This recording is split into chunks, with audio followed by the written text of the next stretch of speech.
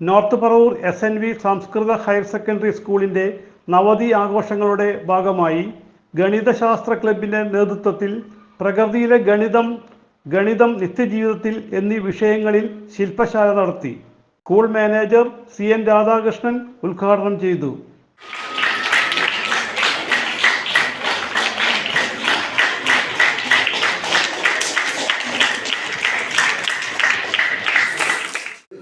അഞ്ചാം ക്ലാസ് തുടങ്ങി നിങ്ങൾക്ക് മാത്സ് കൂടുതലായിട്ട് അതിൽ താല്പര്യത്തോടു കൂടി അത് പഠിക്കാൻ ശ്രമിച്ചു കഴിഞ്ഞാൽ 5 കഴിഞ്ഞിട്ടുള്ള 6ാം ക്ലാസ് എത്തുമ്പോൾ 5ാം ക്ലാസ്സിൽ പഠിച്ചതിൻ്റെ കണ്ടിന്യൂഷൻ ആയിരിക്കും. അപ്പോൾ അതുകൊണ്ട് കണ്ടിന്യൂഷൻ ഇല്ലെങ്കിൽ നിങ്ങൾക്ക് നിങ്ങളൊരു പരാജയത്തിലേക്ക് നീങ്ങും. അതുകൊണ്ട് നിങ്ങൾ ഇപ്പോൾ മുതൽ, ഇന്നലെ മുതൽ നിങ്ങളിത് ചെയ്തില്ലെന്ന് വിചാരിച്ച് കുഴപ്പമൊന്നുമില്ല, ഇപ്പോൾ മുതലെങ്കിലും ഉള്ള പ്രോബ്ലംസൊക്കെ സോൾവ് ചെയ്ത് തറവാക്കി വെക്കണം.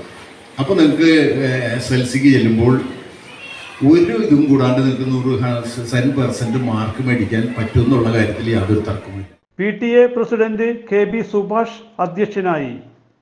ഈ 21ാം നൂറ്റാണ്ടിൽ വന്നപ്പോഴും കണക്ക് തന്നെയാണ് നമ്മുടെ മുഖ്യധാര. പക്ഷേ ഗ്രീക്ക് പണ്ഡിതന്മാരും ശാസ്ത്രജ്ഞന്മാരും ഇതിനെക്കുറിച്ച് കൂടുതൽ അവബോധം സൃഷ്ടിക്കുകയും അതോടൊപ്പം ഭാരതത്തിൻ്റെ ചരിത്രമെടുക്കുമ്പോൾ ഗണിതശാസ്ത്രം ആര്യഭട്ട അടക്കമുള്ള എല്ലാ ശാസ്ത്രജ്ഞന്മാരുടെയും കണക്കുകൾ കൊണ്ട് പുതിയ രൂപവും ഭാവവും ഈ കണക്കിന് വന്നു എന്നുള്ളതാണ് നമുക്ക് കാണാൻ സാധിക്കുന്നത്. അസിസ്റ്റന്റ് മാനേജർ PS ജയരാജ് മുഖ്യ പ്രഭാഷകനായിരുന്നു. ചിത്രം വരയ്ക്കണമെന്നുണ്ടെങ്കിൽ അതിലൊരു കണക്കൂട്ടൽ വേണം.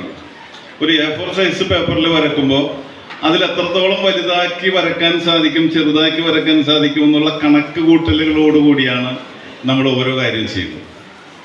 ഇവിടെ പറഞ്ഞ പ്രോബ്ലംസ് ഉണ്ടാകുന്നുണ്ട്.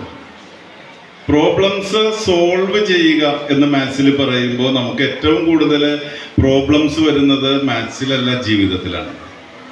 ആ ജീവിതത്തിലെ കണക്ക് കൂട്ടലുകൾ തെറ്റിയാൽ ആകെ കുഴപ്പമില്ല.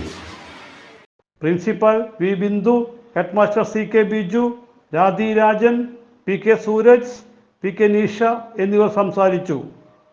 ചിത്രകാരൻ വാൻഗോഗ് വാലത്ത് ശില്പശാല നയിച്ചു.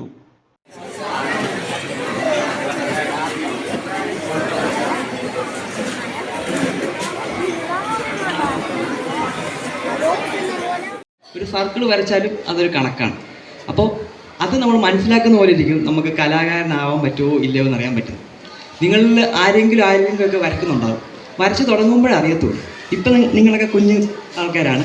വലുതായി വരുമ്പോഴാണ് കല നമ്മൾ മുന്നോട്ട് കൊണ്ടുവരുമ്പോൾ നമ്മുടെ മനസ്സിനും എല്ലാത്തിനും ഒരു സമാധാനം തരുന്നത്. ഞാൻ ആ ഒരു സമാധാനത്തിലാണ് ജീവിക്കുന്നത്. അതുകൊണ്ടാണ് ഞാൻ ഒരു കലാകാരനായത്. കേരളത്തിലെ പ്രശസ്ത ചിത്രകാരൻ മോസാങ് വാലത്ത് പങ്കെടുത്തു. CJ Joy, city voice news bureau, north Paravur.